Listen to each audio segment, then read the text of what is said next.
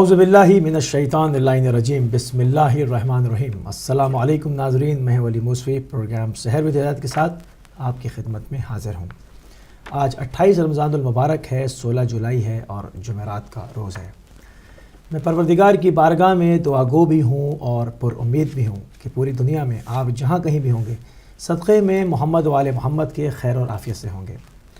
آج لندن میں امساک کا ٹائم 2:44 ہے اور فجر 2:54، اور مینچسٹر میں امساک کا ٹائم 2:46 ہے اور فجر 2:55، اور اس کے علاوہ دیگر مختلف علاقوں کے لوگ اپنے مقامی وقت کا خاص خیال رکھیں گے۔ ناظرین، آپ کو ہمارے فارمیٹ کا علم ہے کہ ہمارا پروگرام جو ہے وہ فضائل ماہ مبارک سے، فضائل قرآن کریم سے اس کا آغاز کیا جاتا ہے، اور اس کے بعد لائیو کالز کھول دی جاتی ہیں۔ آپ کو بھی پروگرام میں شامل کیا جاتا ہے، آپ کی بھی آرا جاننے کی کوشش کی جاتی ہیں۔ ٹاپک پر رہتے ہوئے جو آپ کے سوالات ہوتے ہیں وہ ہماری مہمان معزز شخصیت کی جانب سے آپ کی خدمت میں پیش کر دیے جاتے ہیں۔ تو آج بھی ویسا ہی ہوگا، اور آج کا ہمارا ٹاپک رہے گا ماہ رمضان اور دعا۔ اس ٹاپک پر ہم نے گفتگو کرنے کے لیے جس معزز مہمان شخصیت کو آج مدعو کیا ہے وہ ہیں حجت الاسلام والمسلمین سید نجم الحسن صاحب قبلہ۔ آپ کو خوش آمدید کہتے ہیں اور آپ کی خدمت میں سلام عرض کرتے ہیں۔ وعلیکم السلام ورحمۃ اللہ۔ قبلہ، جیسے کہ ہمارا ٹاپک ماہ رمضان اور دعا ہے، تو میں چاہوں گا کہ ماہ رمضان میں دعا کی اہمیت پر گفتگو سے پروگرام کا آغاز فرمائیں۔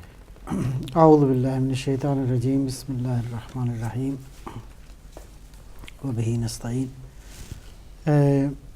ماہ سیام جو کہ اللہ نے ارشاد فرمایا کہ یہ روزے تم پہ فرض کیے ہیں تاکہ لعلکم تتقون، تاکہ تم تقوی جو ہے وہ اختیار کرو۔ اور عبادات کی جتنی بھی صورتیں دین مقدس اسلام میں، شریعت میں بیان کی گئی ہیں، اس میں دعا کی اہمیت بہت ہی وہ بلند ہے۔ دعا بنیادی طور پہ انسان کے فقر کا احساس ہے، بے شک بارگاہ ربوبیت میں، بے شک جی بالکل، اس کی بے نیازی کا اعتراف ہے اور اپنے فقر کا یقین ہے، یہ دونوں کے ساتھ۔ تو دعا بنیادی بہت خوبصورت بات، ماشاءاللہ۔ جی انسان خدا سے مانگتا ہے تو اس سے مانگتا ہے جو بے نیاز ہے اور قادر ہے آپ کی دعاؤں کو پورا کرنے پر۔ سبحان اللہ۔ آپ جو بھی دعا مانگیں، جی جو بھی دعا مانگیں، یہ عالم امکان ہے۔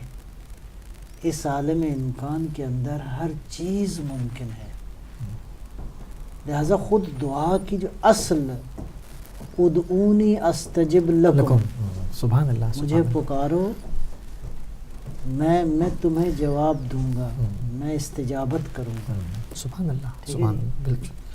اور اس کی بنیادی شرط یہ ہے کہ قرآن ایک جگہ فرماتا ہے نا کہ جب اللہ اور اللہ کا رسول تمہیں پکاریں، اذا دعاکم لما یحییکم، جی تو اے ایمان والو اس پکار پہ لبیک کہو، جی استجیبو، اس پہ لبیک کہو، لما یحییکم، اللہ اور اللہ کا رسول چاہتے ہیں تمہیں زندہ کریں۔ سبحان اللہ، سبحان اللہ۔ ایک دعا ادھر سے ہے، ایک دعا ادھر سے ہے، جی وہ بھی دعا ہے، مطلب ہاں وہ دعا ہے، اللہ چاہتا ہے، اللہ پکار رہا ہے، یا ایھا الذین آمنوا اذا دعاکم، جب اللہ اور اللہ کا رسول تمہیں دعا دیں یعنی پکاریں، اور ان کا ایجنڈا کیا ہے؟ لما یحییکم، یہ چاہتے ہیں تمہیں زندہ کر دیں۔ سبحان اللہ، سبحان اللہ۔ ایک تو یہ زندگی اس نے دی ہے، لیکن ایمان والوں کو وہ زندہ کرنا چاہتا ہے، گویا زندگی کے ایک نئے مرحلے میں اللہ چاہتا ہے تمہیں لے جائے۔ اور ماہ سیام سے بڑھ کے یہ بستر اور کہاں میسر آ سکتا ہے، یہ فضا کہاں کیسے میسر آ سکتی ہے۔ لہٰذا ماہ سیام ایک طرف دعوت ہے من جانب اللہ، ایک طرف ہے کہ ہم لپک کے جائیں اپنے معبود کی بارگاہ میں۔ سبحان جی تو ماہ سیام بنیادی طور پہ دعا کی سے حقیقت کا ادراک ہے۔ ایک تو میں یہ بات عرض کروں۔ دوسرا، بعض روایات میں جیسا کہ خاص 2 دعائیں ہیں، ویسے تو دعائیں ماہ رمضان میں تو اتنی ہیں کہ جس کی مطلب کچھ خاص ایسی دعائیں ہوں گی کہ جن کا اگر آپ تعارف کرائیں کہ مطلب خاص دعائیں، ایک تو ایک سال بھر مومنین کے مطلب وظائف میں تو رہتی ہیں، مگر ایک رمضان کریم کے حوالے سے، اس ماہ مبارک کے حوالے سے اس میں ایک تو دو دعائیں ایسی ہیں جو تقریباً ہر نماز فریضہ کے بعد معمولاً ہمارے ہاں پڑھی بھی جاتی ہیں. صحیح. اس میں ایک دعا ہے بسم اللہ الرحمن یا علی و یا عظیم جی انت رب العظیم الذی لیس کمثلہ شیء وہو السمیع البصیر وہذا شہر فرست هذا الشہر. بہرحال اب یہ لفظ وہ ادھر ادھر ہو رہے ہیں. وہ دعا ہے جس کے اندر اللہ کے پروردگار کے ہم اسماء اور اوصاف کو بیان کرنے کے بعد یہ وہ مہینہ ہے کہ جس میں تو نے قرآن کو نازل کیا، یہ وہ مہینہ ہے جس میں تو نے شب قدر جو ہے وہ مقدر فرمائی. تو پروردگار اس مہینے میں ہم چاہتے ہیں کہ ہمیں جہنم سے تو آزاد فرما دے. بے شک. تو یہ ایک دعا ہے. ایک دعا اور ہے اس میں جو نبی گرامی اسلام صلی اللہ علیہ وآلہ وسلم سے یہ روایت ہے اور وہ دعا بڑی عجیب ہے. میں چاہوں گا کہ ہمارے سامعین ناظرین جو ہیں اس کے مضامین پہ غور کریں. اور دعا اس کے حدیث یہ ہے کہ ختمی مرتبت صلی اللہ علیہ وسلم کا ارشاد ہے کہ جو اس دعا کو پڑھے گا نماز فریضہ کے بعد، ہر نماز کے بعد، اللہ اس کے سارے گناہ بخش دے گا. سبحان اللہ. اچھا اب آپ دیکھیں، دعا خالی لفظوں کے ساتھ بارگاہ معبود میں اتصال نہیں ہے. دعا در حقیقت پورے وجود کے ساتھ، سبحان اللہ، پورے وجود کی کیفیت کو پورے وجود کے ساتھ یہ انسان درک کرے کہ میں سراپا فقر ہوں، وہ سراپا غنی ہے. جی بالکل بالکل. اور یہ اس یقین کے ساتھ وہ قادر ہے ہر چیز کے دینے پر. جب اس احساس کے ساتھ ہی جائیں گے تو ظاہر ہے کہ وہ تو آمادہ ہے. باسط الیدین برحمتہ ہی، اس نے ہاتھ اپنے کھولے میں. بے شک بے شک بے شک. دونوں ہاتھ کھولے میں رحمت. اچھا اب یہ دعا بڑا خوبصورت اس کے مضامین ہے. پہلا جملہ یہ اللہم ادخل علی اہل القبور السرور. پروردگار اہل قبور پر اپنا کیا کر سرور بھیج. سبحان اللہ. اللہم ادخل علی اہل القبور السرور اللہم اغنی کل فقیر. پروردگار ہر فقیر کو تو غنی کر دے. اس میں ہر دعا میں کل شامل ہے. یہ توجہ فرمائیں. بالکل. پروردگار ہر فقیر کو غنی کر دے. پروردگار ہر مقروض کے قرض کو ادا کر دے. پروردگار ہر پریشان حال کی پریشانی کو دور فرما دے. پروردگار ہر اسیر کو رہائی عطا فرما دے. پروردگار اس میں ایک جملہ پھر یہ ہے پروردگار امت مسلمہ کے حالات کو بہتر کر دے. جی پھر اس کے بعد ایک اور جملہ ہے بہت ہی عرفان کی معراج ہے. اللہم غیر سوء حالنا بحسن حالک. پروردگار ہماری حالت کو چینج کر. اچھا میں یہ اس مضمون پہ آنے کے سے پہلے میں اس کو اب عالم کے ہر فرد کے لیے دعا مانگ رہے ہیں ماہ رمضان میں.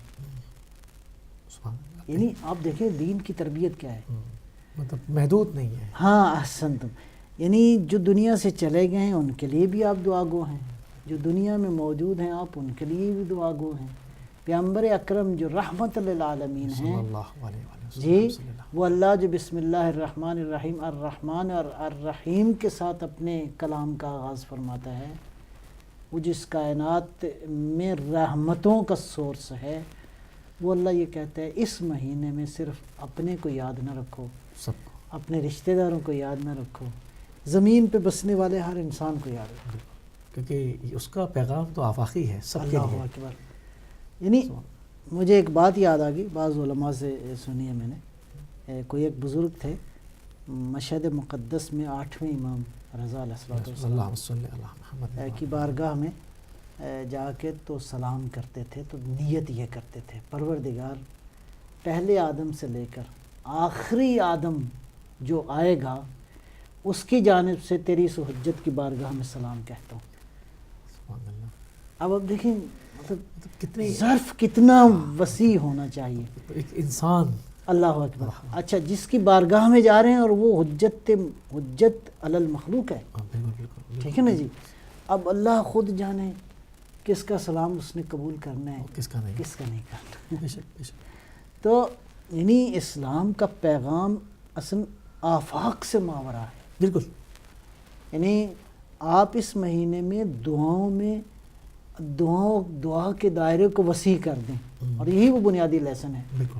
یہی وجہ ہے کہ حتی عرفاء یہ کہتے ہیں کہ خداوند عالم کی جو کچھ بھی ہے اس کائنات کے اندر سوائے رحمت کے کچھ نہیں ہے. بالکل بے شک بے شک. حتی اللہ معاف کرے, خداوند عالم ہمیں بچائے.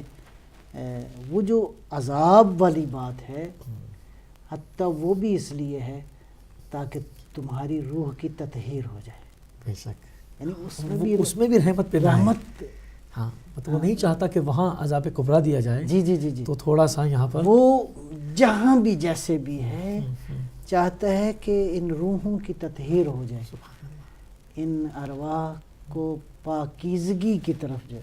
اللہ نے پاکیزگی کی دعوت دی ہے نا, تو اس تطہیر ارواح کے لیے بس دعا کا سہارا جو ہے وہ اس سے بہتر کوئی سہارا.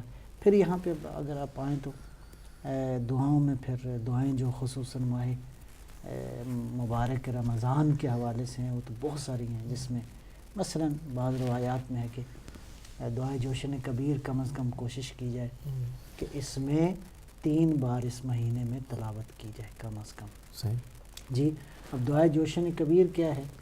دعائے جوشن کبیر بنیادی طور پہ پروردگار کے 1000 اسماء و اوصاف ہیں. سبحان اللہ. 1000 اللہ کے اسماء ہیں. اللہ اکبر. یعنی بعض چیزوں میں مطلب انسان کی عقل جو ہے وہ جی مطلب وجود لرزنے لگے. اللہ اکبر. اللہ اکبر. یا من یسبح الرعد بحمدہ, وہ اللہ جس کی تسبیح بجلیاں کرتی ہیں. یا من یسبح الرعد بحمدہ, اس کی تسبیح اس کی حمد کے ذریعے بجلیاں کرتی ہیں. اب یہ ہم نہیں جانتے کہ وہ تسبیح کیسے ہوتی ہے, تسبیح کیا ہے وہ. جی. تو یہ اللہ کے اوصاف ہیں. کتنے؟ 1000 دعائے جوشن کبیر کے اندر. اور ہر جو ہے نا وہ 10 اسماء کے بعد ایک دعا ہے, سبحانک یا لا الہ الا انت الغوث خلصنا من النار یا رب. وہ اتنا کریم ہے جب آدمی یہ بار بار کہے جائے گا بخش دے گا وہ. سبحان اللہ. اسی لیے نبی اکرم صلی اللہ علیہ وآلہ وسلم سے حدیث مبارکہ ہے کہ اگر کوئی شخص دنیا سے چلا جائے اور وہ مطلب ہے اس کے اگر بدن پہ اس کی باڈی پہ جو ہے وہ رکھیں دعائے جوشن کبیر تو اللہ فرماتا ہے کہ مجھے حیا آتی ہے کہ میں اس کو عذاب دوں. گویا بے الفاظ دیگر ادھر سے آمادگی ہی آمادگی ہے. خرابی ہمارے طرف سے کہ ہم آمادہ نہیں ہو وہ رہے. اصل میں ہمارا جو ہے نا وہ کنیکشن نہیں ہو پا رہا. اچھا ایک چیز ہے ہمارے ڈیوائس میں گڑبڑ ہے. بالکل ہمارے کنیکشن جو ہے وہ ڈیولپ نہیں ہم کر پاتے. ایک چیز ہے کہ میں سوچ رہا تھا کہ یہ سوال آپ سے کروں کہ مطلب بعض لوگ مطلب حلاوت ایمانی پاتے ہیں, اس کو محسوس کرتے ہیں. بعض لوگ اپنے اعمال و وظائف میں حلاوت نہیں پاتے. تو اس کے لیے کیا کیا جائے؟ ایک آدمی نمازیں پڑھ رہا ہے, روزے رکھ رہا ہے, دعائیں مانگ رہا ہے, اس کی بارگاہ میں ہے, مگر اس کا دل اجاٹ سا ہے. ایسے لوگ آتے ہیں, وہ بتاتے ہیں تو ہم اس چیز کی ایمان کی حلاوت کو محسوس نہیں کرتے. ہم کیا کریں؟ اس کی وجہ کیا, ایسا کیوں ہوتا ہے, اور اگر ہوتا ہے تو اس کا کیا سدباب کیا جائے؟ میں عرض کرتا ہوں اس میں 2 باتیں قابل غور ہیں. نمبر 1, آپ جب بھی عبادت کریں اور یہ کیفیت ہو کبھی مایوس نہ ہو. بالکل, یہ پہلی بات. ہوتا یہ ہے کہ ہم مایوس ہوتے ہیں تو نتیجتاً جو مل رہا ہوتا ہے وہ بھی چھن جاتا ہے. بالکل.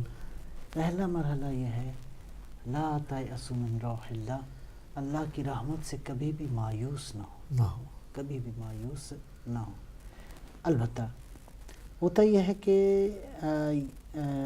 اگلی بات یہ ہے کہ ہمارا کام ہے کوشش کرنا، اس کوشش میں کنٹینیوٹی رہنی چاہیے. امیر المومنین علی ابن ابی طالب علیہ السلام سے روایت ہے کہ اذا دق الباب، جب دروازہ دستک دیا جاتا ہے تو ینفتح، بالآخر کھول دیا جاتا ہے. بالآخر کھول دیا جاتا ہے. سبحان اللہ.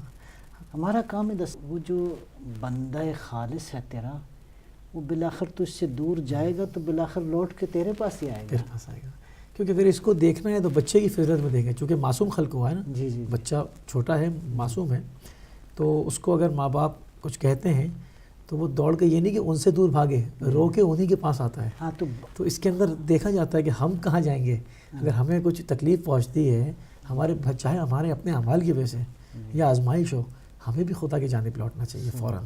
سبحان اللہ. تو اصل یہی ہے کہ بالآخر اسی کی. ایک اور نقطہ ہے، وہ تھوڑا سا ذرا عرفانی نوعیت کا ہے لیکن بڑا اہم بات ہے. وہ کیا ہے؟ ہوتا یہ ہے کہ عبادت میں ایک مرحلہ ایسا آتا ہے کہ آپ کو لذت آنا شروع ہو جاتی ہے. بالکل کوشش کریں کہ اس لذت سے بچیں. صحیح، بچیں اس سے. ہاں، اس سے پہ غالب کیا آ جائے؟ اللہ کی رضا غالب آ جائے. صحیح. کہ پروردگار یہ لذت جو ہے کہیں یہ نہ ہو کہ یہ لذت ہی میرا مطمع نظر ہو جائے، ہدف یہ قرار پا جائے. ہاں تو اس کا مطلب اچھا، ہے اس میں کہیں ایسا تو نہیں ہوتا جیسے بعض لوگ کہتے ہیں کہ آج نماز نہیں پڑھی یا دیر ہو گئی، بے چینی ہو رہی ہے. وہ ٹھیک ہے، وہ بے چینی ہونی چاہیے کیونکہ فرائض ہیں آپ ہونی کے اوپر. چاہیے، لیکن یہ تھوڑا سا ایک باریک اور ظریف اس میں نقطہ کچھ یہ لطیف نقطہ ہے ہے اس کہ میں. آہستہ آہستہ یہ ہے کوشش کریں کہ کہیں ایسا نہ ہو کہ میں نماز لذت کی خاطر پڑھنا شروع یہ کر کیسے دوں. درک کریں انسان؟ وہ ایک خود آدمی انسان اپنے آپ کو بل الانسان علی نفسہ بصیرہ، انسان جتنا خود کو جانتا ہے اتنا کسی اور کو نہیں جانتا. لہذا محسوس ہوتا ہے کہ یہ کہیں ملاوٹ تو نہیں ہو رہی، آیا میں خالص خدا کے لیے جا رہا ہوں یا میں بندگی اس کرنے؟ لذت کے لیے جا رہا ہوں. ہاں کہ آج مجھے بے چین نہیں مل رہا ہے تو میں نماز پڑھوں. البتہ کوشش کرنی چاہیے کہ بہرحال کسی عالم بعمل سے بھی انسان رابطے میں رہے تو اچھی رہنمائی بھی ہو جاتی. پر یہ چیزیں ایسی ہیں کہ جو کہ جو مطلب اس کی اصلاح وقتاً فوقتاً جو ہے وہ ہونی چاہیے. اور اس کی جو سب سے کامل ترین مثالیں اہل بیت علیہ السلام نے بے شک، اللہم صلی اللہ اپنے عمل سے، اپنی سیرت طیبہ سے بے شک. بیان کر دی ہیں. وہ میرا خیال ہے ان پہ تھوڑا سا غور کرنے کی ضرورت ہے کہ ایسی بے لوث خدا کی عبادت کی ہے انہوں نے کہ جس میں سوائے مشیت پروردگار کے، رضا الہی کے، اس کائنات میں معراج تو کر دی امام حسین علیہ السلام نے. الہی میں اپنے بچوں کو یتیم کر رہا ہوں تیرے عشق میں، الہی میں اپنی جان کی قربانی دے رہا ہوں لکے ارا کا، تیرا دیدار چاہتا ہوں. اللہ اکبر. یہ وہ باتیں ہیں جو واقعاً مطلب امام حسین السلام نے تو تب میرے مطلب معاملہ اب بندگی کی معراج کو سمجھنا ہو تو بہت ہی واضح مثال. حدیں ختم کر دی، توڑ دی حدود سب، اللہ اعمال کر دی.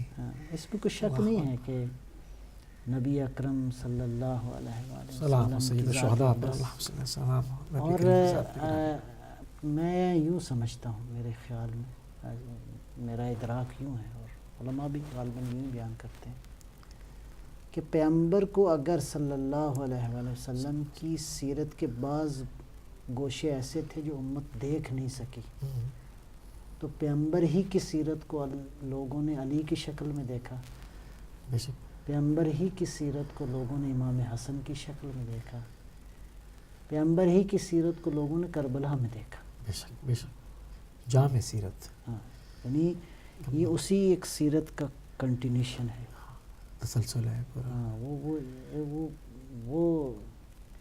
وہ حسین کی گردن بے الفاظ دیگر محمد مصطفیٰ کی گردن تھی. بے شک. ہاں. کس قدر.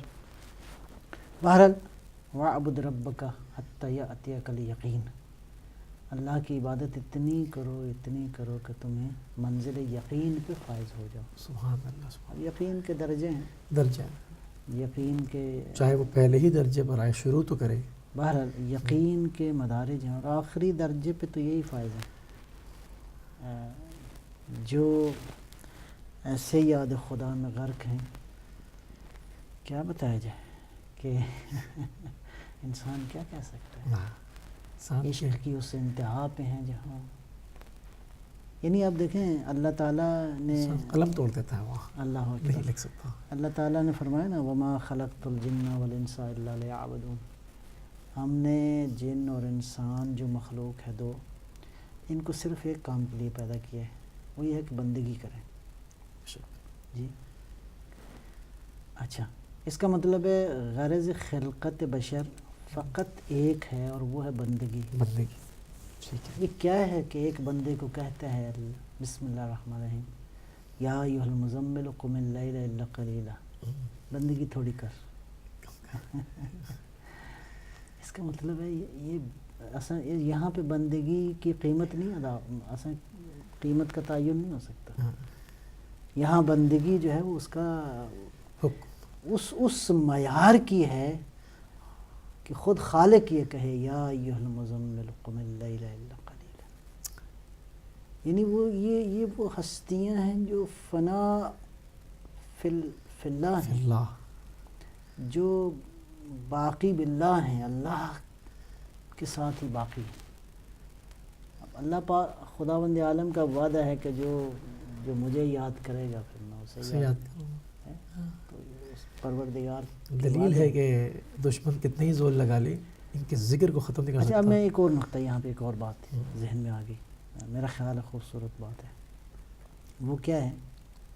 یہ اس قدر خدا کے ذکر میں غرق ہوئے، ہاں جی، اللہ کی یاد میں اس قدر غرق ہوئے یہ انسان مصطفیٰ اور مصطفیٰ کے کی آل، یعنی وہی مصطفیٰ ہی کا تسلسل، اولنا و اوسطنا و جی آخرنا سب و کلنا. اسی سیرت کے مختلف پہلو. بالکل.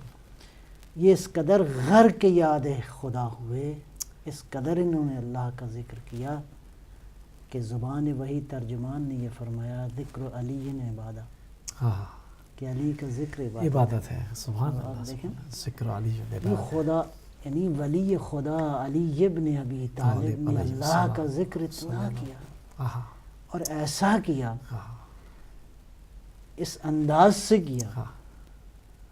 کہ کہیں اللہ کے نبی یہ فرماتے ہیں کہ ضربت علی یوم الخندق افضل من عبادت الثقلین. تقلیم. اللہ یہ کس لیے تھا؟ یہ نہیں تھا کہ خالی امیر المومنین نے بہادری دکھائی تھی، تلوار چلائی اور ایک دشمن خدا کو مار دیا. یہ ظاہری عمل تو یہی تھا، لیکن نہیں، اس کا باطن اتنا قیمتی تھا تو ثقلین کی عبادت سے افضل ہو گئی. جی آپ دیکھیں نا، ہمیں اس دن یہی بات ہو رہی تھی، کوئی اور قبلہ کوئی تشریف فرما دیں تو وہ اس پر وہ ہو رہا تھا کہ حیرت ہے انسان پر کہ مولا علی سے تقابل کرتے ہیں، تو میں نے کہا ایک ضربت کا بدل لے آئے پہلے ہاں جو ثقلین کی عبادتوں پہ افضل ہے. اچھا، ایک ایسا عمل ہے جو ظاہراً عبادت نہیں ہے، ظاہری طور پہ ایک اسلام کے دفاع میں ایک جنگ کی، لیکن اس کا باطن اتنا قیمتی ہے، اتنا گراں قدر ہے، اس قدر ہیوی ہے، کیونکہ کل کفر کے مقابلے اس قدر سنگین ہے کہ امیر المومنین علی ابن ابی طالب، وہ علی جو ذاکر خدا ہے، سبحان اللہ. وہ علی جو عابد خدا ہے، شکر.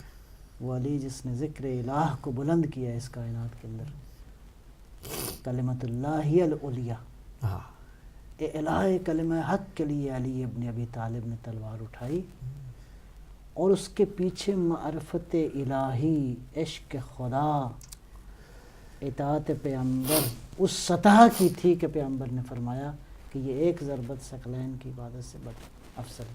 کیوں؟ اب میں اسی موضوع کی طرف پھر آتا ہوں. دعا مانگنا اس وقت اجابت ہوگی، پوری توجہ ہوگی، جتنی توجہ سے آپ مانگیں گے اتنی توجہ ادھر سے ہوگی. بے شک. جی بے الفاظ دیگر انسان بندگی کی جس سطح پہ جا کر معبود سے بالکل مانگے گا، بے الفاظ دیگر کیا جیسے کل آپ نے فرمایا نا کہ جس کا جتنا ظرف ہے اتنا لے گا نا اس سے، بالکل ایسے، وہیں آ گئے جی نا؟ جی بالکل ایسے بندگی بھی اسی طرح ہے، ہاں، بندگی بھی اسی طرح ہے، ہر بندے کی بندگی مختلف ہے. بالکل بالکل بالکل بالکل. مطلب ہم عام انسان ہیں، ہماری نمازیں خالی وہ چونکہ مولا کا حکم ہے، معبود کا حکم ہے، بندے اور نوکر کا کام ہے کہ وہ نوکری کرے. ٹھیک ہے جی. ہم تو اس ہاتھ باندھ کے تو یہی مانگتے ہیں تیری بارگاہ سے کہ ہم اپنی بساط بھر عبادت کرتے ہیں. اب آ جائیے، اب بندگی کے لیولز ہیں. بندگی کا ایک لیول جو ہے وہ آخری لیول ہے. جیسے جیسے بندگی بڑھتی جائے گی ویسے ویسے ہر انسان کی معراج مختلف ہوگی. مختلف ہوتی ہے. ہاں بالکل. ایک مرحلہ ہے جہاں قرآن یہ فرماتا ہے بسم اللہ الرحمن الرحیم سبحان الذی اسری بعبدہ لیلا من المسجد. سبحان اللہ. وہاں عہدے نہیں ہیں اللہ کی بارگاہ میں جاتے. بہت خوبصورت. رسالت عہدہ ہے، نبوت عہدہ ہے، امامت عہدہ ہے، ولایت عہدہ ہے. علی جب معبود کی بارگاہ میں جاتے ہیں تو علی مولا کائنات نہیں ہے وہاں پہ، وہاں عبد ہیں معبود کی بارگاہ میں.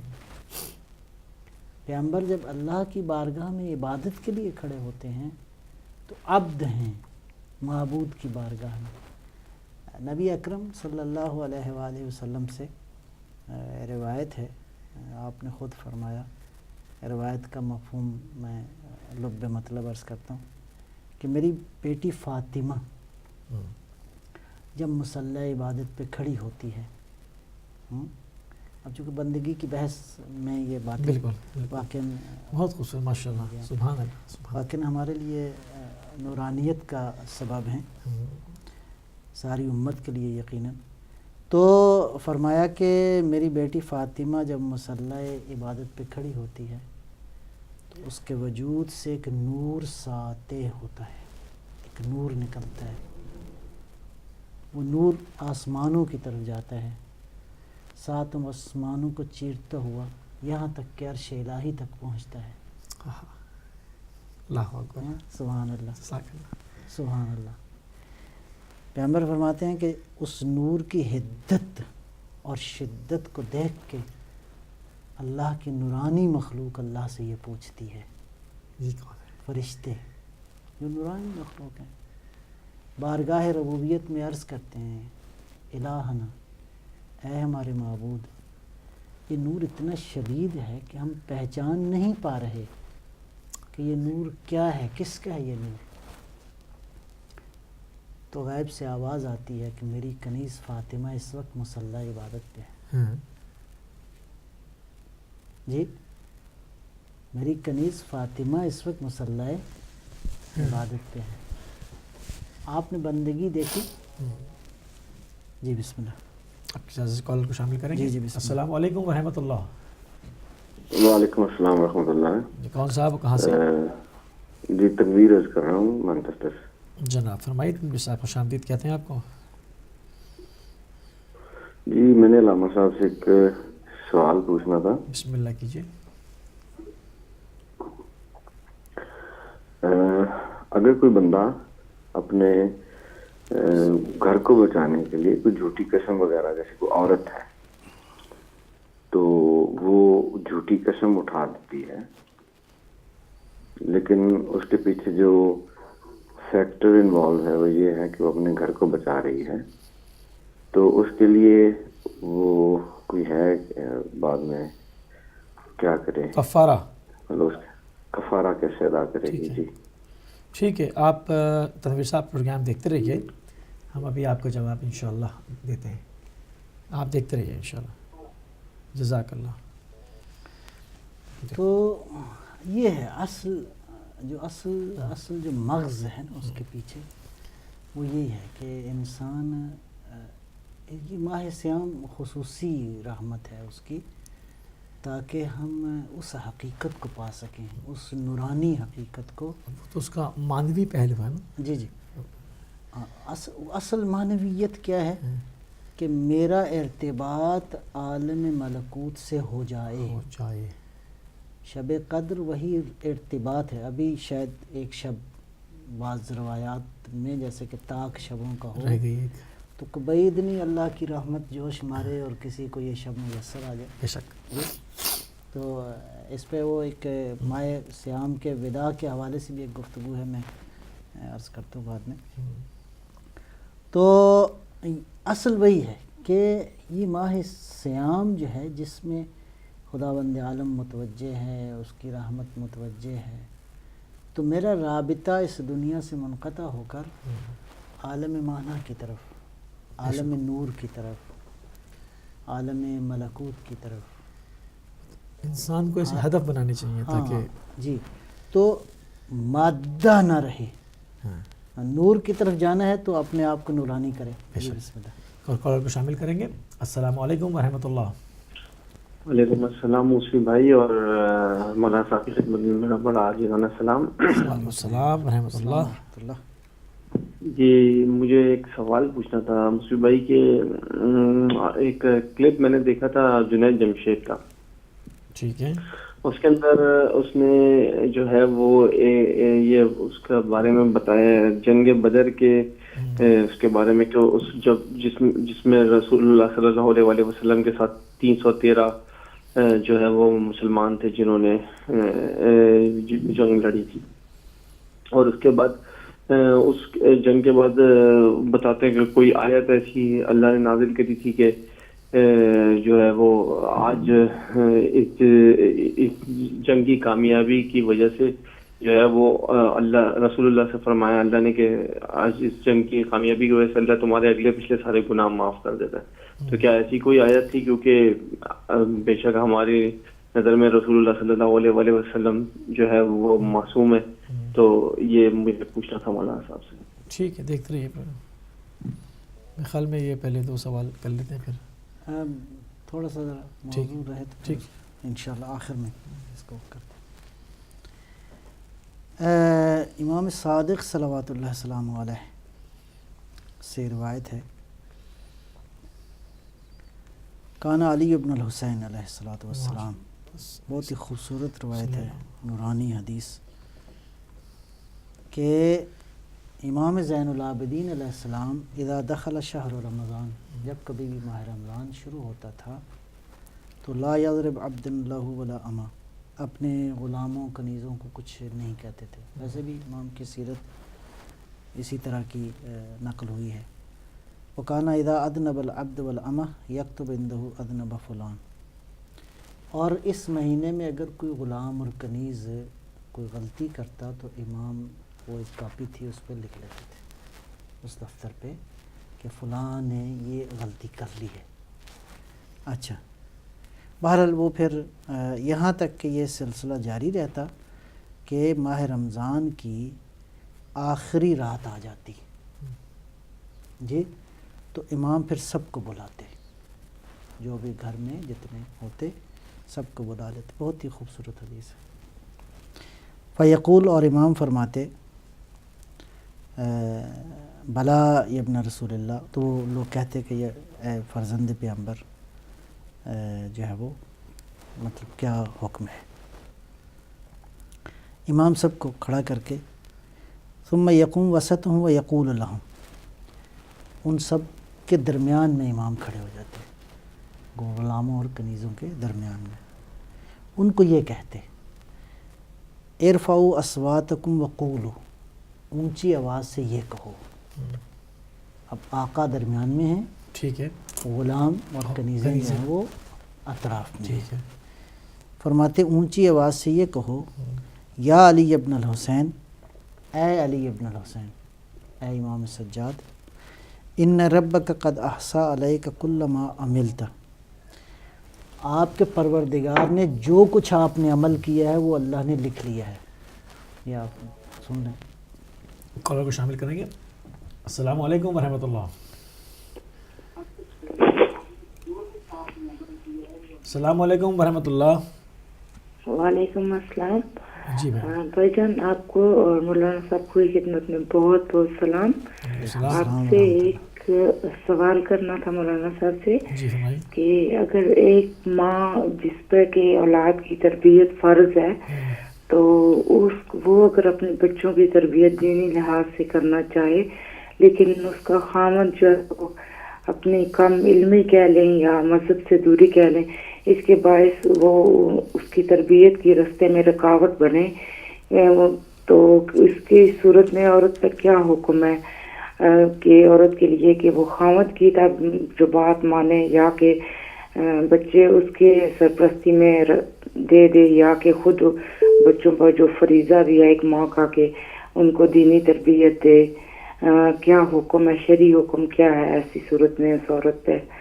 تو پلیز دعا کے لیے بھی عرض ہے کہ ایک مجبور عورت ہے جو جس کی بچوں کو تربیت تو کرنا چاہتی ہے لیکن کر نہیں پا رہی، تو اس کے لیے پلیز دعا کریں کہ اللہ پاک اس کے لیے آسانی کرے اور اس کی خامد کو سمجھ عطا فرمائے. تھینک یو سو مچ. اللہ حافظ.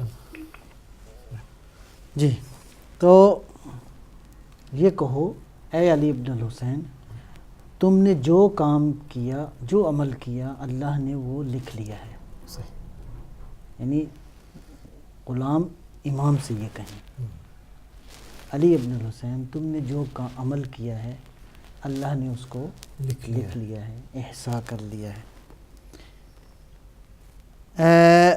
جیسا کہ آپ نے وہ سارے عمل لکھ لیے ہیں جو ہم نے کیے ہیں، امام نے بھی لکھے ہیں نا، تو مجھے یہ کہو کہ آپ کا عمل بھی اللہ نے لکھ لیا ہے. اس کے بعد وَلَدَيْهِ كِتَابٌ يَنطِقُ عَلَيْكَ بِالْحَقِّ، اللہ کے پاس ایک کتاب ہے جو سراسر حق ہے. لا يغادر صغيرة ولا كبيرة مما أتيت إلا أحصاه وتجد كل ما عملت لديه حاضرا كما وجدنا كل ما عملنا لديك حاضرا. اس کے بعد یہ کہو کہ کوئی چھوٹا اور بڑا عمل ایسا نہیں ہے جو اللہ نے آپ کا چھوڑ دیا ہو. اللہ نے سارے اعمال آپ کے لکھ لیے ہیں، جس طرح آپ نے ہمارے اعمال چھوٹے بڑے سارے لکھ لیے ہیں، اور سب کچھ آپ کے پاس بھی موجود ہے اور آپ کا اللہ کے پاس موجود ہے. پس فَأْفُ وَاصْفَحْ كَمَا تَرْجُو مِنَ الْمَلِيكِ الْعَفْوَ، آپ اس طرح ہمیں معاف کر دیں جس طرح آپ چاہتے ہیں کہ وہ بادشاہ آپ کو معاف کر دے. امام سمجھا رہے ہیں، درس دے رہے ہیں کہ مجھے یہ کہو کہ جس طرح آپ اللہ اکبر. آپ دیکھیں بندگی کس معیار کی ہے، خدا کی معرفت کس انداز سے آئمہ نے کروائی ہے. پھر بھی انسان اللہ اکبر، کہ جس طرح آپ نے ہمارے اعمال لکھے ہیں اللہ نے آپ کے اعمال لکھ لیے ہیں. اللہ اکبر. بس ہمیں معاف کر دیجئے. کما تحب ان یعفو الملیک عنک، جس طرح آپ چاہتے ہیں کہ اللہ آپ کو معاف کر دے. وبک رحیما لکا غفورا لا یظلم ربک احدا، آپ کا پروردگار تو بڑا ہی کریم ہے، بڑا ہی غفور ہے، بڑا ہی رحیم ہے، وہ تو ذرہ برابر ظلم کرنے والا نہیں ہے. آپ دیکھیں قرآن کریم میں ایک جگہ ہے نا، یا ایھا الانسان ما غرک بربک الکریم، اے انسان تجھے کس نے مغرور میں مبتلا کر دیا ہے جبکہ تیرا پروردگار تو بڑا ہی کریم ہے. سبحان اللہ. اور کالر کو شامل کریں گے. السلام علیکم ورحمۃ اللہ. وعلیکم السلام. میں سلام پیش کرتی ہوں مولانا صاحب کو.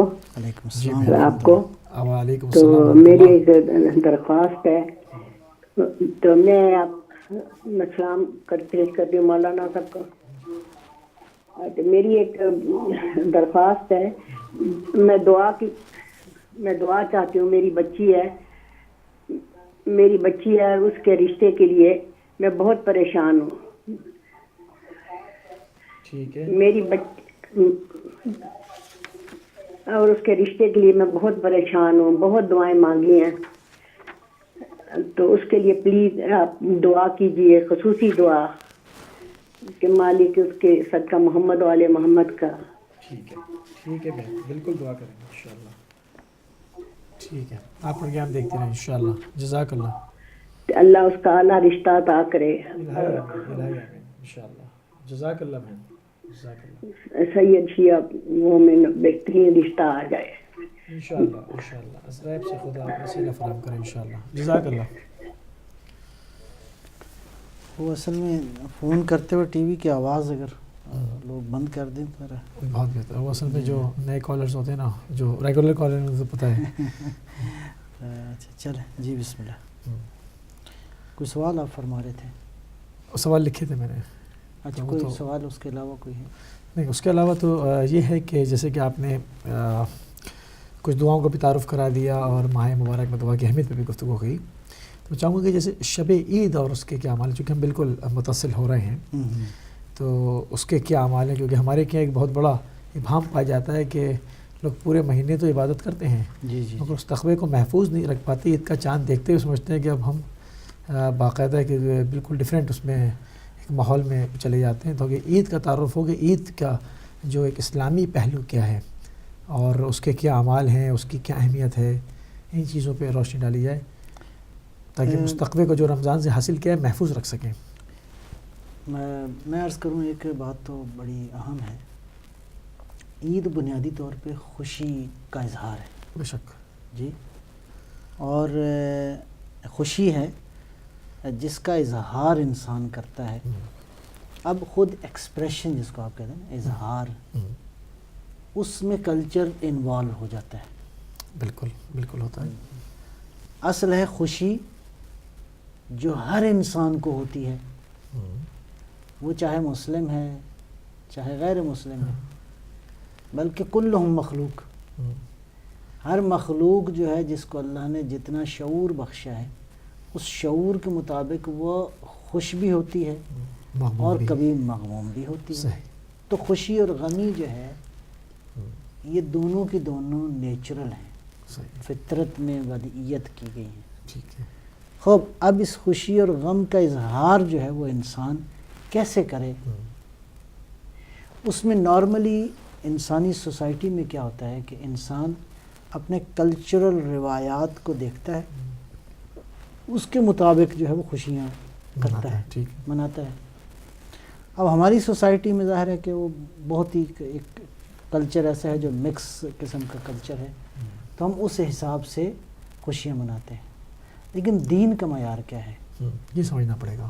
یہ کیونکہ جب ہم ایک دینی عید جی جی اس کو سیلیبریٹ کرنے جا رہے ہیں، جی وہ کہہ رہے ہیں عید، تو ہمیں پتہ ہونا چاہیے عید ہے کیا. جی جی. اچھا اب کیا ہوا، ایک مہینہ آپ نے خوب کوشش کی اپنے مالک کو راضی کرنے کی کہ یا اللہ تو راضی ہو جا، یا اللہ تو راضی ہو جا.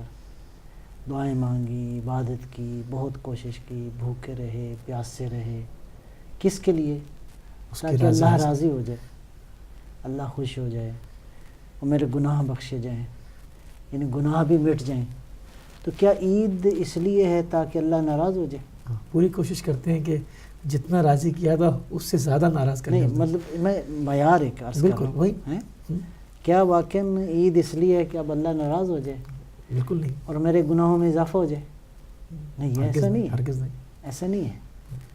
عید بنیادی طور پہ یہ والی عید جس کو عید الفطر کہتے ہیں، یعنی روزہ اور فطر ہے یعنی کھولنا، یعنی اب روزہ نہیں رہا تو اب آپ افطار کر سکتے ہیں. آج آپ دن میں افطار کر سکتے ہیں. افطار یعنی آپ کھا پی سکتے ہیں. عید الفطر اس لیے کہا گیا ہے.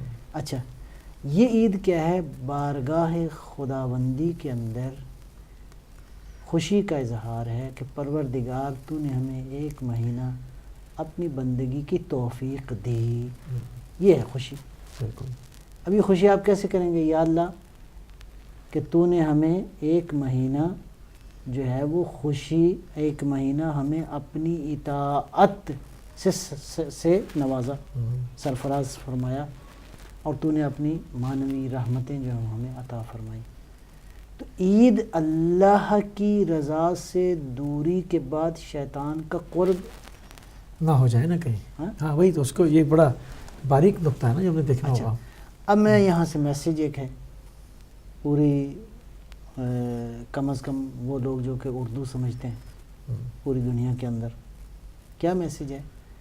میسیج یہ نہیں ہے کہ ادھر عید کا چاند آئے نظر اور ادھر ہمارے گناہوں کی محفلیں شروع ہو جائیں. بالکل. گناہ کی محفلیں شروع ہو جائیں. اور انفارچونیٹلی کہا جائے باعث افسوس یہ ہے کہ بہت ساری جگہوں پہ ایسا ہوتا ہے. شب عید لوگ سمجھتے ہیں یعنی ہر گناہ کرو, یعنی رنگ رلیاں مناؤ, یعنی وہ معیارات جو شیطانی معیارات اب ہیں. اس سے ایک چیز یہ نقطہ سمجھ میں آ رہا ہے کہ یا تو وہ پورے رمضان کریم کا, پورے ماہ مبارک کا جو مفہوم ہے وہی نہیں سمجھے تھے, وہ صرف بھوکے پیاسے ہی رہ رہے تھے. جی جی. تو جیسے ہی وہ ختم ہوا انہوں نے سوچا کہ اب کھانے کے لیے جو ہے وہ اب ایک بھوکا ایسے پیاسا نہیں رہنا ایک ہمیں. ایسا ہے کسی جانور کو چند دن آپ بھوکا رکھیں, ہاں, اس کے بعد چھوڑ دیں اس کے بعد اس کو کھول دیں, آزاد کر دیں کہ کھاؤ آزاد بھی. کر دیں. اور اگر یہ شیر ہو فرض کریں بھوکا, اور اس کو آپ شہر میں چھوڑ دیں, ہاں تو کیا کیونکہ کرے گا؟ بھوکا ہے. ہاں, یہی ہوگا جو ہو رہا ہے. جی بالکل, ایک شیر بھوکے کو آپ بھوکے چھوڑ کا چھوڑ دیں, دیں. وہ بھی چند 30 دن کا بھوکا ہو. ہاں جی, 23 دن کا بھوکا ہو اور اس کو خوب آپ نے اذیت کی ہو, اس کے بعد چھوڑ دیں آپ. نہیں, یہ اس لیے نہیں ہے کہ اب آپ آزاد ہو گئے ہیں, اب آپ کا سنگل اتر گیا ہے. نہیں, ایسا نہیں ہے, سنگل تو باقی ہے. کیوں؟ یہ نہیں ہے کہ عید کا یہ معنی ہے کہ اب ہم عبد نہیں رہے, وہ معبود نہیں رہا. وہ عبد بھی, وہ معبود بھی ہے, ہم عبد بھی ہیں. بے شک, بالکل ایسے. جی. اب یہاں پہ ایک بڑا خوبصورت فرمان جو کہ امیر المومنین علی ابن ابی طالب علیہ الصلوۃ والسلام کا ہے, ہر وہ دن مومن کا عید کا دن ماشاء اللہ, لا یعصی فیہ, جس دن وہ معصیت خدا اللہ کی معصیت نہ کرے. وہ عید کا دن ہے. وہ عید کا دن. اور ہم نے عید کو کیا کیا؟ گویا بیشتر ہم نے کیا کیا, ہم نے عید کو ایک کلچرل ایونٹ بنایا ہے. ہاں بالکل, مطلب اس میں تمیز نہیں ہو رہی ہے. دیکھ کے اگر آپ ہمارے مختلف میڈیا کی سکرینز دیکھیں, ہمارے اپنے وطن کے لوکل میڈیا کی, تو اس میں نظر نہیں آئے گا کہ کوئی مذہبی تہوار ہے. مطلب کلچرل عید ہے پوری, میں وہی عرض کر رہا ہے ہوں, وہ پوری. اب وہ مذہبی اظہار نہیں رہا بلکہ ایک کلچرل ایونٹ ہو گیا. بالکل. اللہ نے شریعت نے یہ بھی منع نہیں کیا کہ آپ خوشی نہ منائیں, یہ بھی کہا, لیکن اپنی حد میں رہیں. حدود کا تعین کر دیا نا. ٹھیک ہے جی. بہت ساری چیزیں جو فطرت نے خلق کی ہیں, ودیت فرمائی ہیں, اگر اپنی حدود کو کراس کریں گی تو ظاہر ہے کہ انسان پھر وہ جب حدوں سے باہر نکل. اور شب عید کے بارے میں تو بعض روایات یوں بھی ہیں کہ یہ عید تقریباً شب قدر کی طرح ہے. اللہ شب عید, شب عید, اللہ اکبر, اس قدر باعظمت رات ہے. حالانکہ آپ دیکھتے ہیں اس رات سب لوگ باہر جو ہے وہ معصیت خدا میں گرفتار آتے ہیں, کلچرل. حالانکہ جیسے کہ آپ فرما رہے ہیں کہ شب قدر سے کم نہیں ہے, تو انسان کو عبادت میں گزارنی چاہیے. جی جی. تو یہ رات جو ہے خوشنودی خدا کے لیے. سبحان اللہ, سبحان اللہ. جی. اس کا مطلب یہ ہے کہ عید کی رات ہو اور عید کا دن ہو, تو یہ دن اور یہ رات یہ کس طرح, یہ شکرانے کے طور پہ اللہ کی بارگاہ میں, شکرانے کے طور پہ, اسی لیے نماز عید ہے. کہ تو نے ہمیں 30 دن یہ توفیق دی کہ ہم تیرے مہمان بنے, ہم نے عبادت کی, کوشش کی, سعی کی. جی جی جی. اگر تو زندگی نہ دیتا تو ہم نہیں جی سکتے تھے نا. تو پھر اس کا شکر ادا کریں, یا صبح ہم جو ہے وہ اس کو ناراض کر بیٹھیں. ایک واقعہ میرے ذہن میں آ رہا ہے, اگر آپ کی اجازت ہو تو میں بسم اللہ, اس پر کیسی بات کریں. بہت ہی خوبصورت ایک بات ابھی یاد میں آ گئی. میں نے چند ایک جگہ بیان بھی کیا ہے. ایک روایت میں ہے جناب جبرائیل علیہ الصلوۃ والسلام ختمی مرتبت صلی اللہ علیہ وآلہ وسلم کی بارگاہ میں آنا جانا تو رہتا ہی تھا. ظاہر ہے کہ اب جبرائیل کا اور کون سی جگہ تھی جہاں وہ, تو آئے تو ایک روز حضور نے فرمایا کہ جبرائیل کوئی بات سنو, تمہارے بڑے تجربات ہیں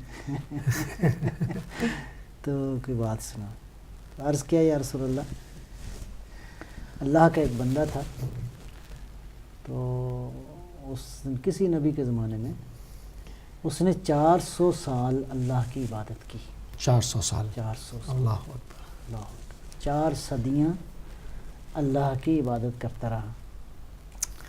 قضاء الہی سے دنیا سے چلا گیا, فرشتے لے کر گئے, تو بارگاہ ربوبیت سے آواز آئی کہ میرے اس بندے کو لے جاؤ بہشت میں. وہی بہشت جو کہ برزخی بہشت ہے. بھائی تو عرض کیا یا اللہ کوئی حساب کتاب، فرمایا نہیں ٹھیک ہے اس کو لے جاؤ. اب روایت یہ کہتی ہے کہ جب وہ جانے لگا بہشت میں اللہ کی نعمتوں سے بہرہ مند ہونے کے لیے، تو اس کی زبان سے ایک جملہ نکلا قابل غور ہے. ادخل فی جنتک بعملی، یا اللہ تیری جنت میں جا رہا ہوں میں اپنے عمل کی وجہ سے. ہیں اب 400 سال تھوڑا تو نہیں ہوتا نا، تو غرور آ گیا کہ میں اپنے عمل کی وجہ سے آئی ڈیزرو یور پیراڈائز. ہیں تو بس وہ میں اپنی زبان میں اب ترجمہ کرنے لگا ہوں. اللہ نے فرمایا اباؤٹ ٹرن، اباؤٹ ٹرن لے آؤ واپس اس کو لے آؤ. تو لائے واپس.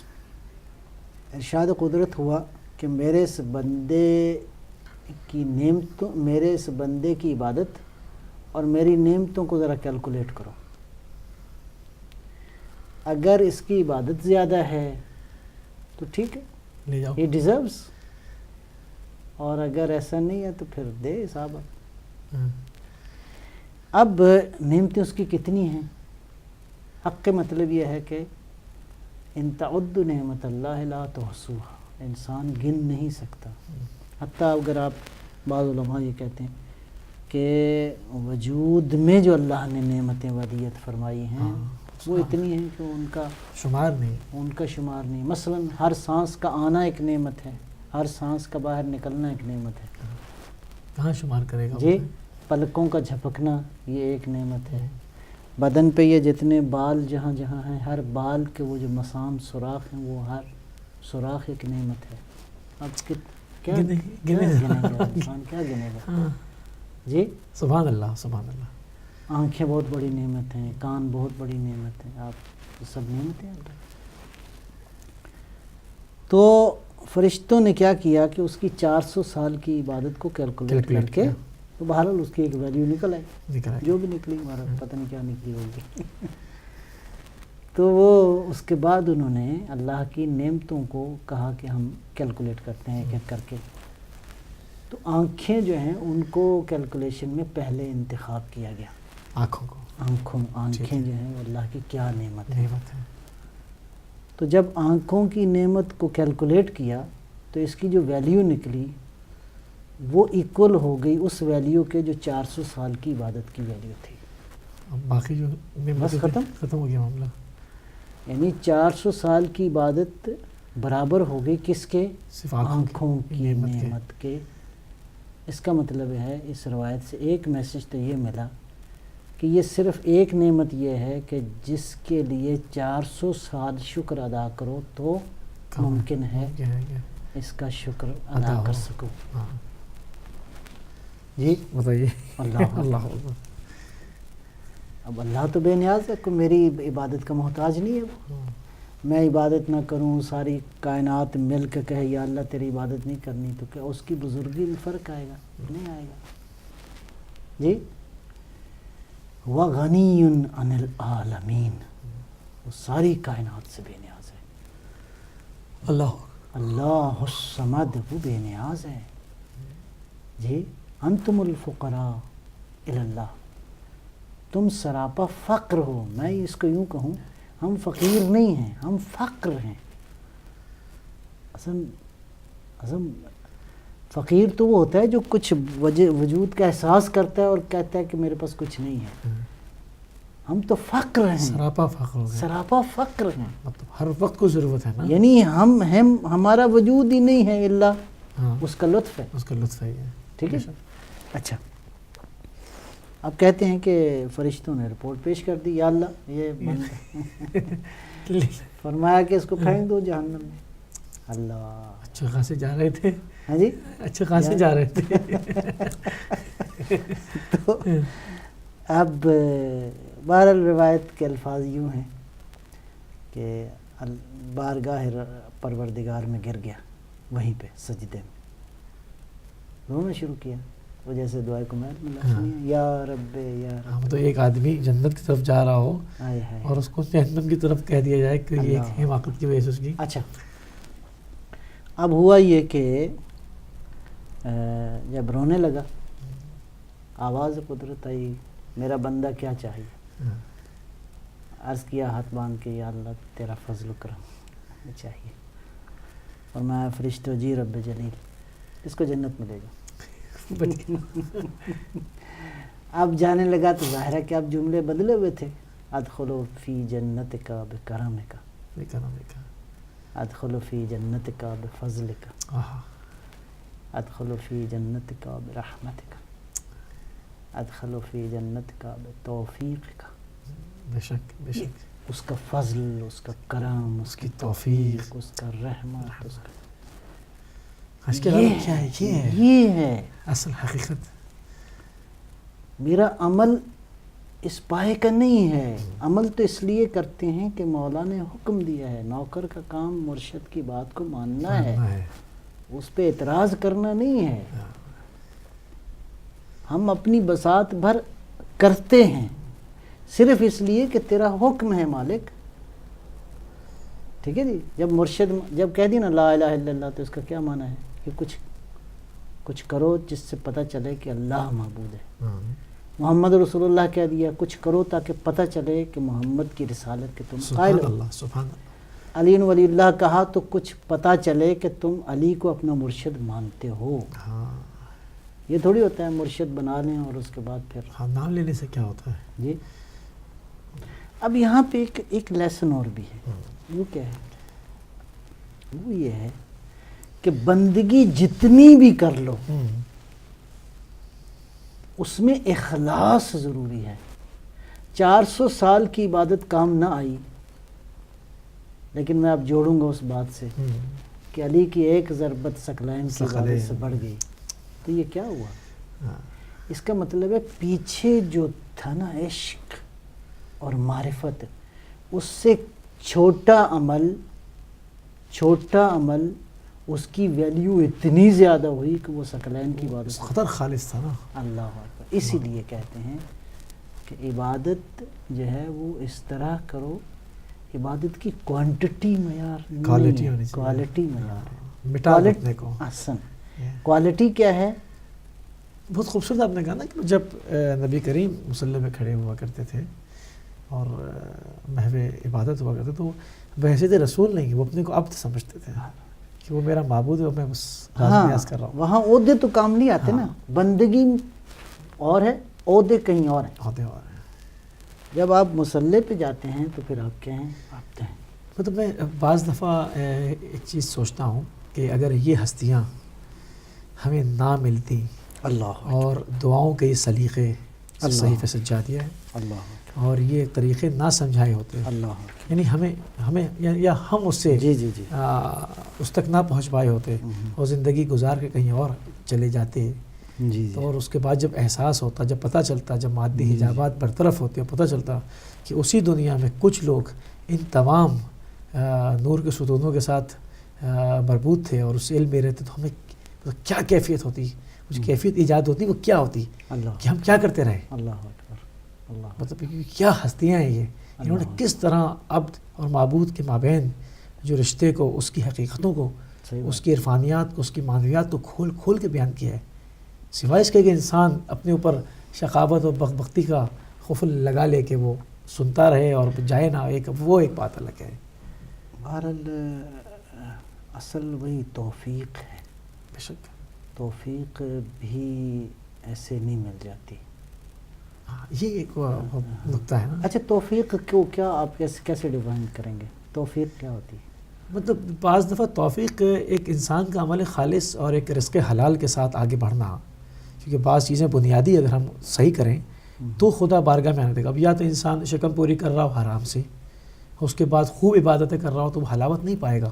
ہاں بات ٹھیک ہے آپ کی. میں اس کو ایک ڈائمنشن اس کی عرض کرتا ہوں. بالکل. توفیق کیا ہے؟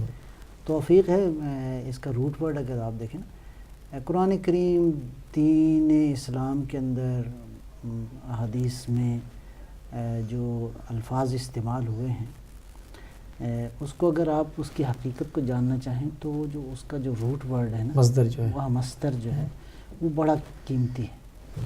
توفیق وفق سے ہے، وفق، یعنی موافقت. ٹھیک ہے. اچھا، ایک تو معنی مفہوم یہ ہے. توفیق جو مجھے سمجھ میں آتی ہے، جو تھوڑی بہت معلومات ہیں دین پڑھنے کے بعد، وہ کیا ہے؟ انسان ارادہ کرتا ہے، ایون یا ارادہ اس کا صحیح ہے یا ارادہ اس کا برا ہے. اس ارادے کے حصول پہ وہ ڈٹرمنڈ ہے، عزم کے ساتھ، ٹھیک ہے، ڈٹا ہوا ہے. ڈٹا ہوا ہے. اب توفیق کیا ہوتی ہے؟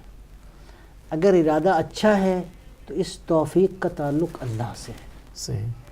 اگر ارادہ برا ہے تو اس توفیق کا تعلق شیطان سے ہے. شیطان سے کہیں تو جائے. یہ اب اس کو ذرا غور سے توجہ سماعت فرمائیں.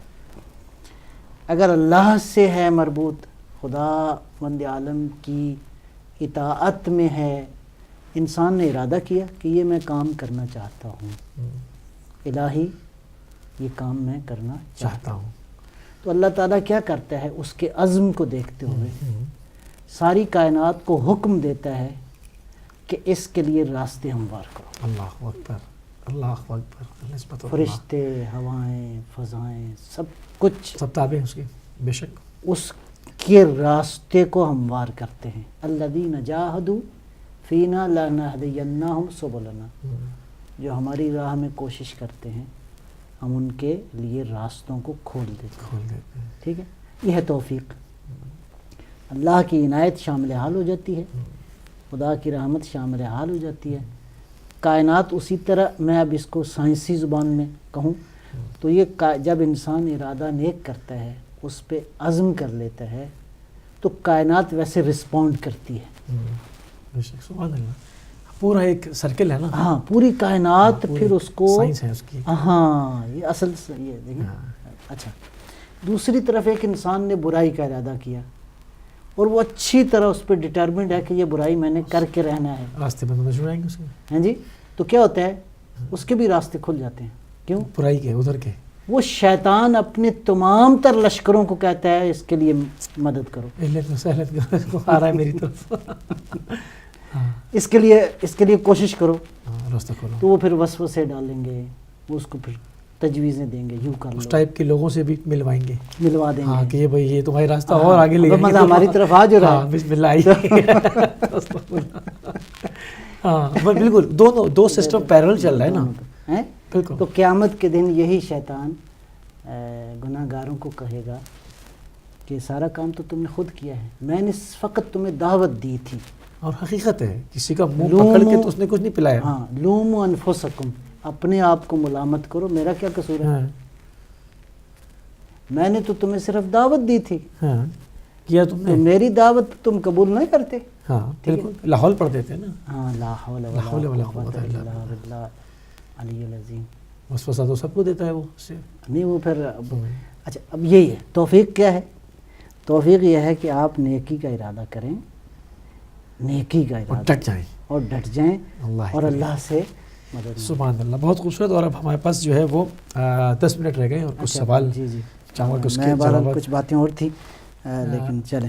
اگر میں ایک دو ایک منٹ چھوٹی سی ایک بالکل، حدیث امام صادق علیہ علیہ السلام السلام، سے، اللہم صلی علی محمد و علی محمد، انہوں نے اپنے جد امیر المومنین سے علیہ الصلوۃ والسلام، اللہم صلی علی محمد. کیا ہے، کہا کہ جو شخص لیلۃ الفطر شب عید جو ہے 2 رکعت نماز پڑھے، سورہ حمد پڑھے، اس کے بعد 1000 مرہ 1000 بار پر پڑھے قل هو اللہ احد پہلی رکعت میں، اور دوسری رکعت میں الحمد پڑھے اور قل هو اللہ احد 1 بار پڑھے.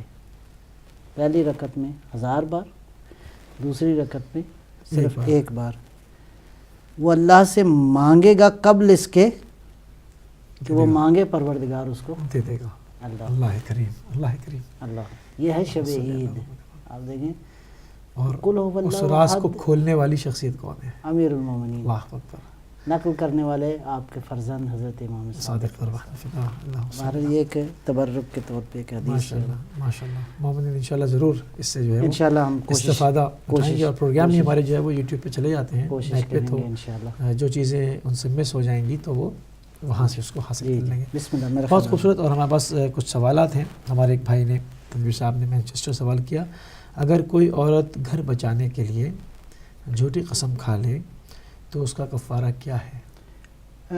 میں اس کو عرض کروں, ایک تو نارملی جو ہمارے ہاں لوگ قسمیں کھاتے ہیں وہ کچھ شرعی نہیں ہوتی. ایک تو یہ وضاحت ہو جائے, شرعی قسم کھانے کا جو ہے وہ خاص ایک طریقہ ہے. مثلا اس میں یہ کہا گیا ہے کہ واللہ کہا جائے, تاللہ یہ الفاظ استعمال کیے جائیں, خدا کی قسم میں یوں کروں گا یا کروں گی. نارملی یہ قسمیں جو ہیں وہ شرعی نہیں ہیں.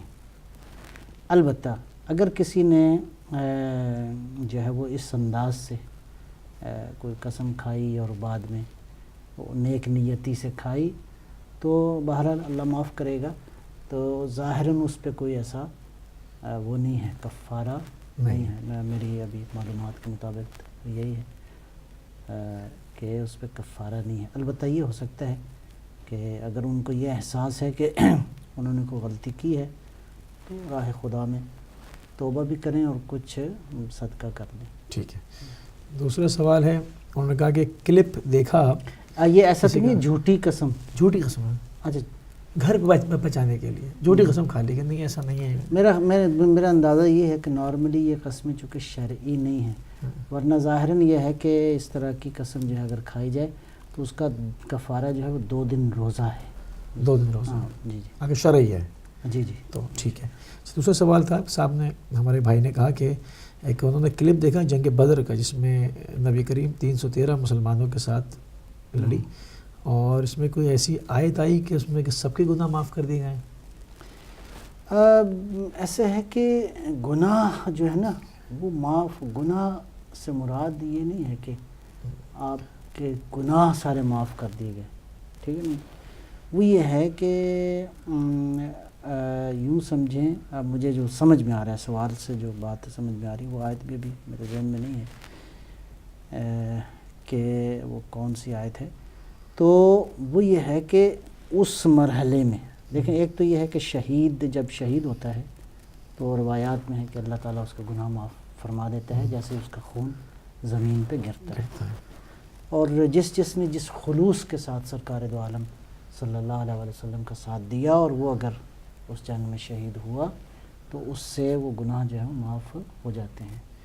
ادروائز اس جنگ میں خالی شرکت کرنے سے سارے گناہ معاف ہو جاتے ہیں. تو وہ جب تک انسان ہے, اگرچہ یہ جنگ میں شرکت کرنا, نبی اکرم کے ساتھ شرکت کرنا, یہ بہت بڑے مقام کا سبب ہے, اور ممکن ہے کوئی توبہ بھی کرے تو اس کے گناہ بھی بخشے جائیں, لیکن کلی طور پہ مطلب ہے کیا یہ ہے کہ اس کے مستقبل کو بھی سیکیور کر دیا گیا ہے.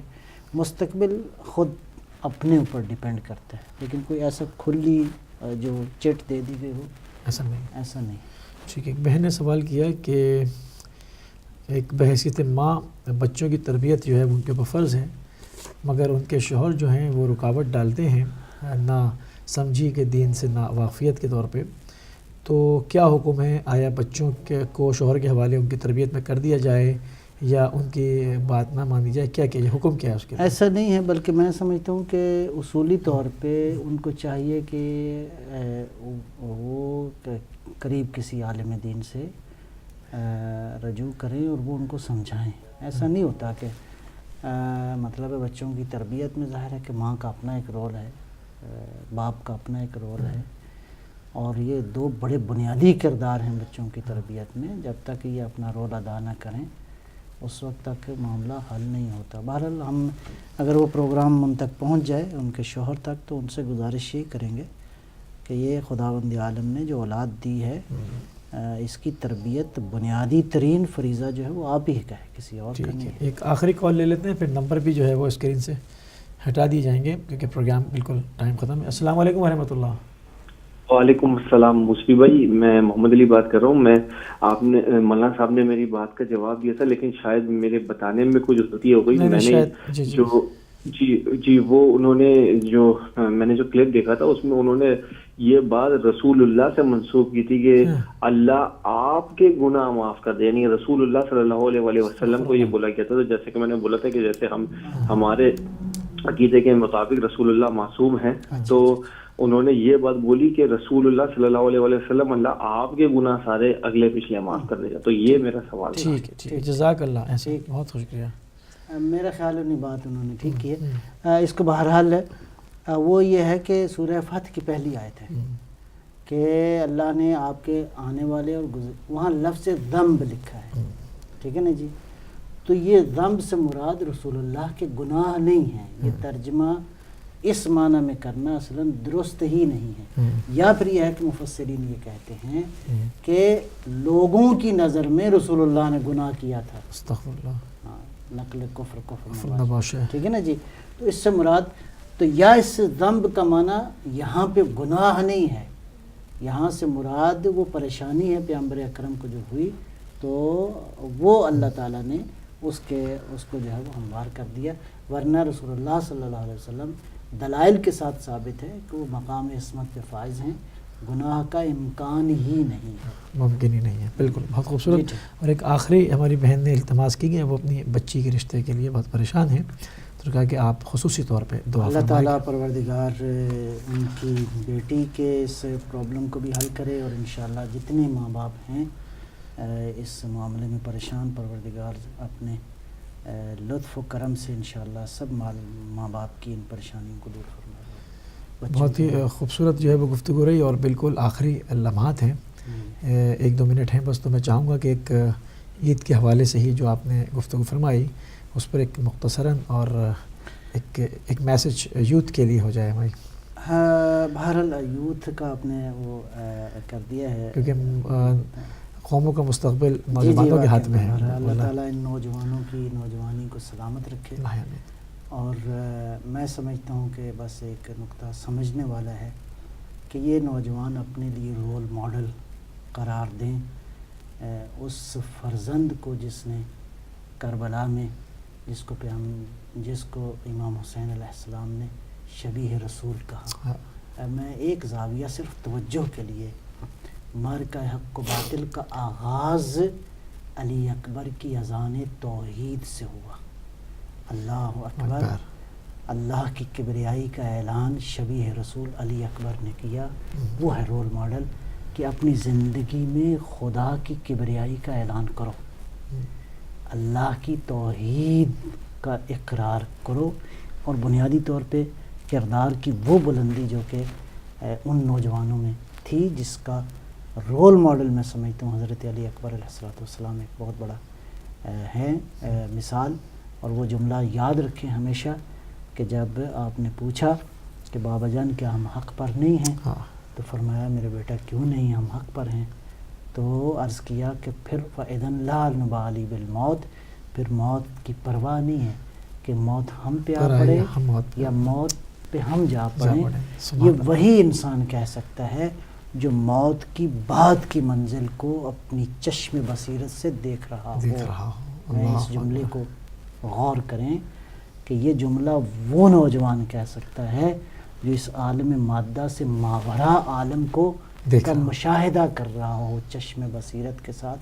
اللہ کرے ہمارے نوجوانوں میں وہی بصیرت پیدا ہو، اور انشاءاللہ جو ہے وہ عید کی حقیقی خوشیاں جو ہیں وہ پروردگار ہمیں دنیا و آخرت میں میسر فرمائے. بہت خوبصورت گفتگو رہی، جزاک اللہ. کہ جو ہے وہ ٹاپک اصل میں کچھ ایسا تھا کہ اس کے اوپر اگر دامن وقت میں مزید گنجائش ہوتی تو ابھی اس پہ میرا بڑا دل چاہ رہا تھا کہ اس پہ اوپر اور جو ہے وہ بات ہوتی رہے، اور آپ سے میں فیض حاصل کرتا رہوں، درس لیتا رہوں اور سیکھتا رہوں، اور اپنے جو ہے وہ نالج میں اضافہ کرتا رہوں. ہمارے پاس جو ہے وہ دامن وقت میں گنجائش نہیں. بہت شکر گزار ہیں، مشکور ہیں، ممنون ہیں کہ آپ نے رات کے اس پہر میں جو اپنا قیمتی ٹائم سے ہمیں نوازا. ناظرین، اسی کے ساتھ جو ہم اپنے پروگرام کے اختتام کی طرف لے کے بڑھ رہے ہیں. انشاءاللہ کل زندگی رہی تو دوبارہ افطار و سحر میں ملاقات ہوگی. جب تک مجھے قبلہ کو اجازت دیجیے. السلام علیکم ورحمۃ اللہ وبرکاتہ.